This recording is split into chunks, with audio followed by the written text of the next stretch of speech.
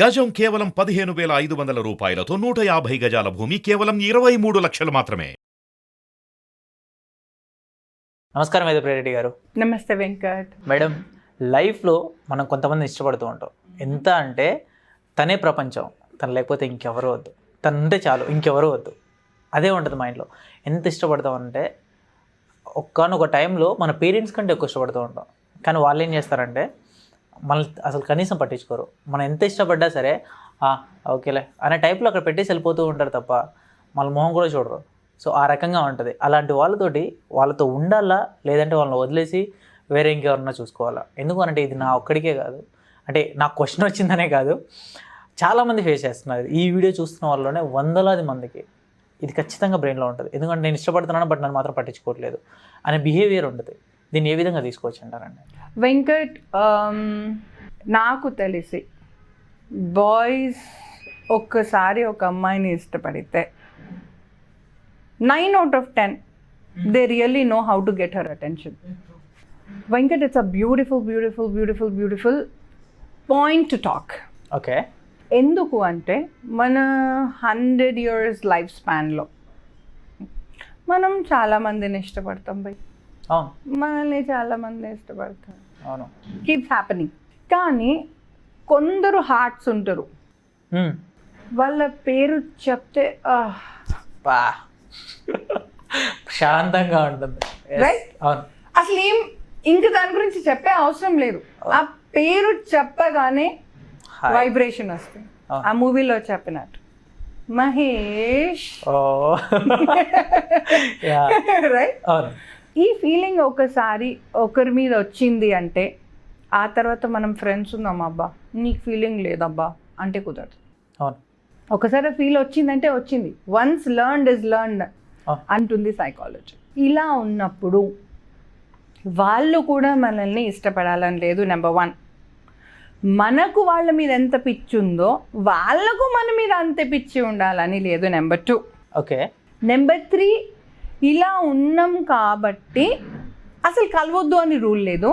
ఇలా ఉన్నాం కాబట్టి కలిసి ఎప్పటికీ ఉండాలని కూడా రూల్ లేదు. Okay. It's like air, it's like wind, it's like కటి పతంగ్. అంటే కైట్ మనం పట్టుకొని కీంచ్ కాట్ అంటేనే we start doing it. Right? Sankranti season వస్తుంది, కైట్ అంటే ఎవ్రీబడి కెన్ రిలేట్.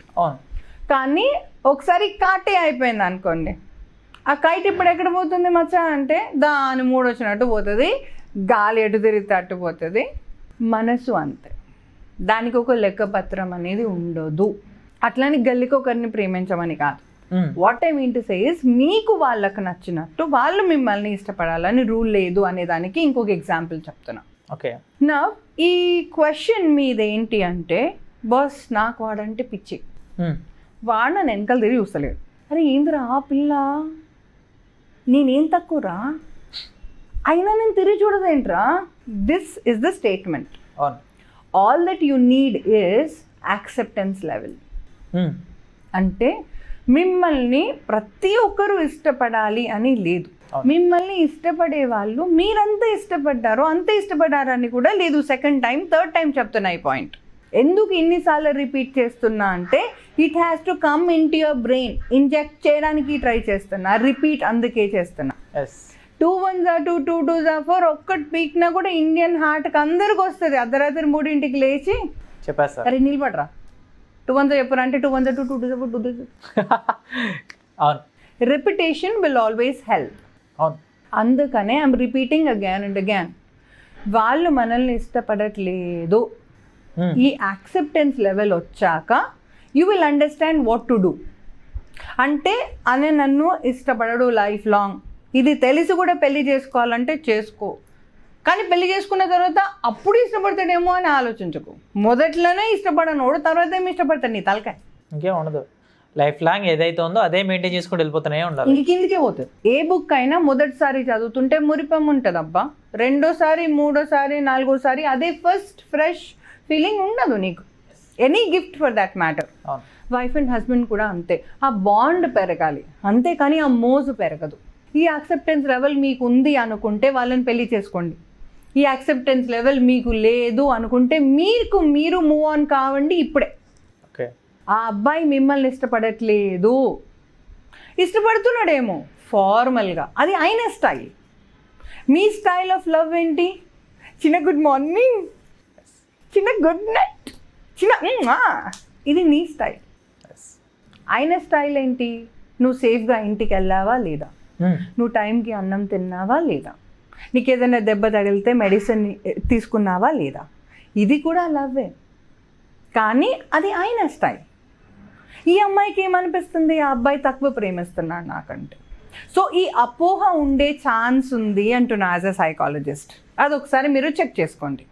ఓకే, ఆ అబ్బాయి మీ అంతనే మిమ్మల్ని ఇష్టపడుతుండొచ్చు, కానీ అది మీకు అర్థం కాకపోతుండొచ్చు. That is one option.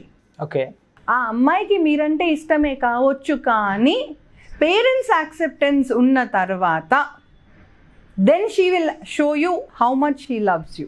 ఒక యాక్సెప్టెన్స్ లెవెల్, ఆ అబ్బాయి నన్ను ఇష్టపడుతున్నాడు అనడం ఒక స్టేజ్, అది ఓన్లీ స్టార్టింగే. ఒకసారి పేరెంట్స్ ఓకే బెటా, you guys are happy, engagement చేసేసినాం, ఆ తర్వాత గర్ల్ వేరే రేంజ్లో ఉంటుంది. 5 o'clock 2-wheeler boom boom room room, right? ఇలాంటి అమ్మాయి ఆ అమ్మాయి అని మీకు ఐడియా కూడా ఉండదు. So the wildness of a girl will only come after the families acceptance. So ఒకవేళ అబ్బాయి మీరు అయ్యుంటే, అమ్మాయి మిమ్మల్ని ఇష్టపడట్లేదు నిజంగా అని మీరు అనుకుని ఉండింటే, ఇది ఒక్కటి చెక్ చేసుకోండి. ఇది చెక్ చేసుకున్న తర్వాత కూడా లేదు మేడం నేనే లవ్ చేస్తున్నాను, అది దున్నపోతే లవ్ చేయట్లేదు, రైట్? గర్ల్ అయినా బాయ్ అయినా క్లారిటీ మీకుంటే ఓకే, యాక్సెప్టెన్స్ లెవెల్ పెంచుకోండి. ఎంతో ప్రేమ ఉంటే తప్ప దున్నపోతని పిలవం కదా. మేడం నేను ఇన్ని వీడియోస్ చేస్తుంటాను కానీ మీతో కూర్చున్నప్పుడు బాబు నెక్స్ట్ వేరే level. Thank you so much అండి. ఎంతో మనసుకి నచ్చితే తప్ప లేదు అంటే రవి గారండి నాకు మీరంటే చాలా ఇష్టం అండి, అది ఫార్మల్ స్టేజ్. అరే దున్నపోతా 30 సార్లు చెప్పిన నీకు అర్థమైతే లేదా? ఇది 150th స్టేజ్, రైట్? ఈ స్టేజ్లో మనం మాట్లాడుతున్నాం కాబట్టి దున్నపోతనడమే కరెక్ట్. కానీ మీరు అనేది లవర్సే కదా? అవునండి, ఈ క్లారిటీ ఉండే చాలు. ఏమో మీ ముందు నేనే కూర్చున్నాను. లేదు. So you have to understand that person might not like you so much, and you have to understand that she is not made for your tomorrow. Okay, she is made for your today.